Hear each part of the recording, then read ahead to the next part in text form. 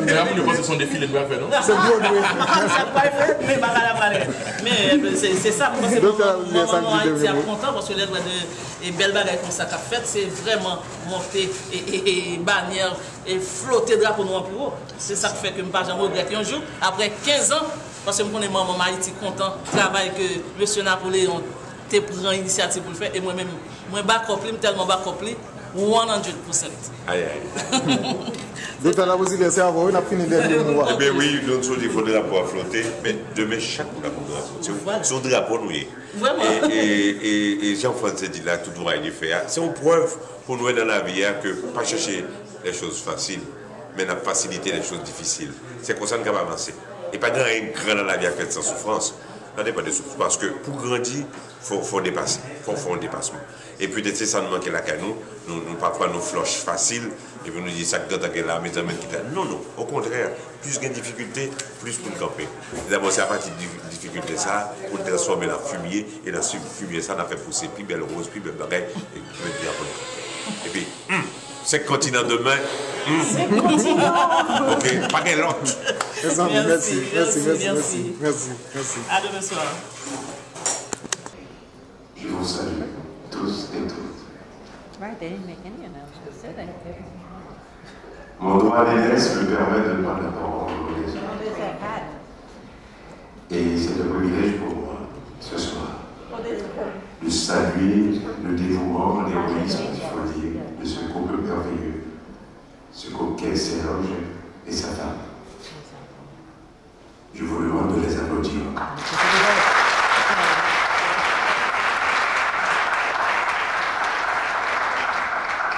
Je crois que cet homme et cette femme font de leur mieux, pour ne pas dire qu'ils se dépassent chaque jour pour maintenir dans ce milieu haïtien,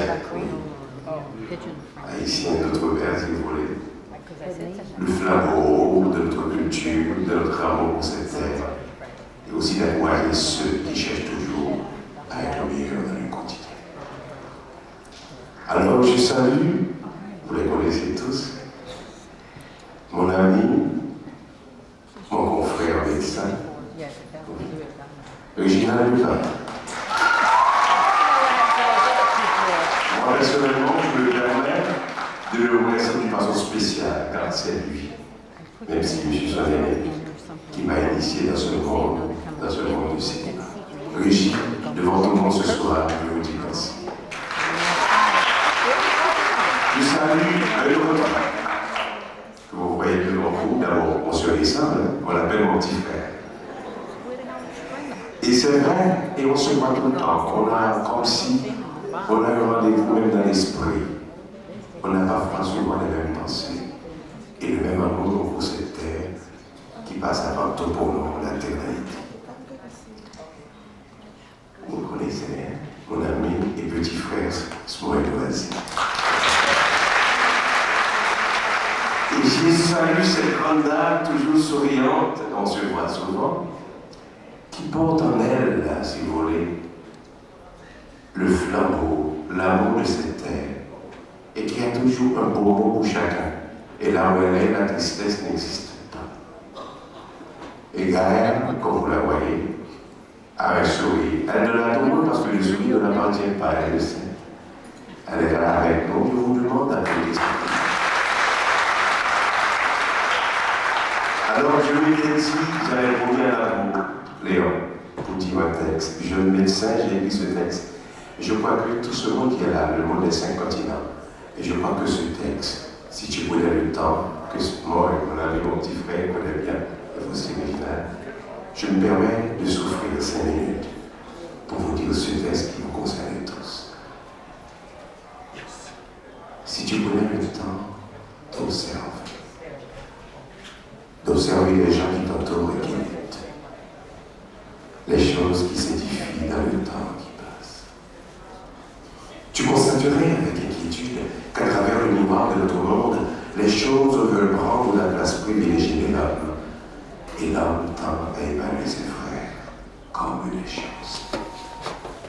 La valeur de l'être humain semble être en rapport avec les choses qui lui sont esclaves, et la valeur des choses est proportionnelle aux hommes qu'elles assujettissent.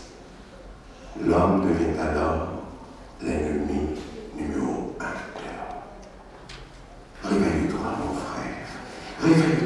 ma sœur.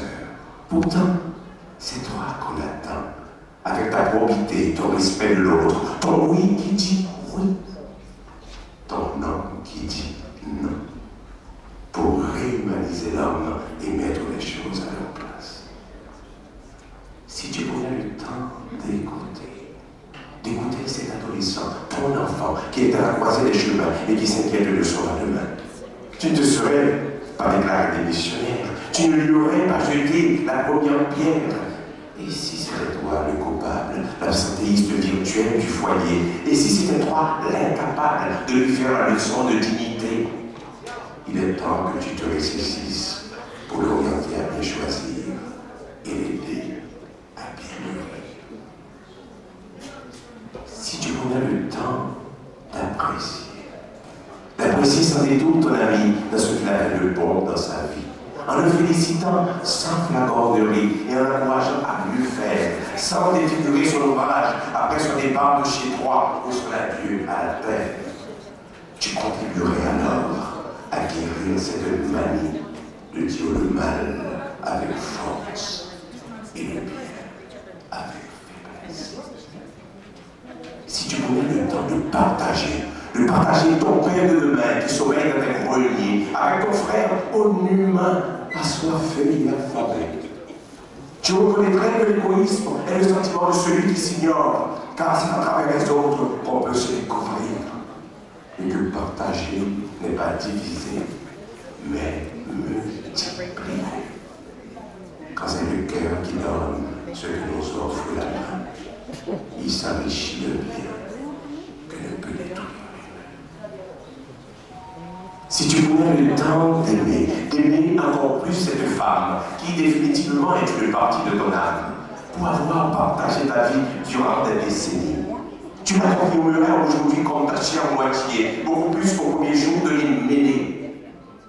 Son corps ne te dit presque plus rien, pour l'avoir connu trop bien, mais son être intérieur est au rythme du tien et continue de plus belle à confondre ton destin. Si tu prenais le temps de sourire à cet inconnu que tu croises dans la rue, à celui pour qui ton bonjour est un luxe, à celui dont les lèvres ignorent la détente parce que son frère le rejette et le désespoir le guette, tu bénéficierais de la richesse de ce petit geste qui ne coûte rien, mais enrichit le trésor du cœur de celui qui le donne et allège le fardeau de l'existence de celui qui le reçoit. Si tu prenais le temps de choisir entre joie et plaisir, tu verrais que la joie est fruit de l'effort et que le merci est à la merci de celui qui peut l'acheter. Tu sentirais que la joie est une plénitude qui t'invite toujours à une autre beaucoup plus importante. Mais le plaisir pour le plaisir est un fruit toujours très agréable à la bouche qui se digère difficilement et régurgite souvent l'amertume et le regret. Tu réaliserais alors que le plaisir est à la portée de la main et la joie à la portée du cœur. Si tu prenais le temps de réfléchir à toutes ces choses et de faire de ton mieux pour les concrétiser, ne me dis pas que c'est fini, que tu n'as plus rien à faire et que tu es trop petit pour transformer la terre. Transmets ce message à ton ami le plus proche, en invitant à travailler avec le même esprit, la même ardeur, pour construire la chaîne de la réconciliation, la chaîne de la revalorisation. Tu verras alors le monde se transformer sous tes yeux. La terre donnant la couleur au royaume des cieux. Si tu prenais le temps de faire la paix avec le temps, avant que le temps ne te fasse la paix.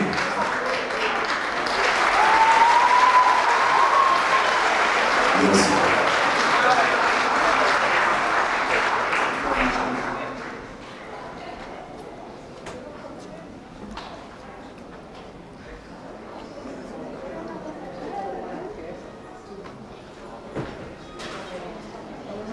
They didn't make an announcement. They haven't made an announcement.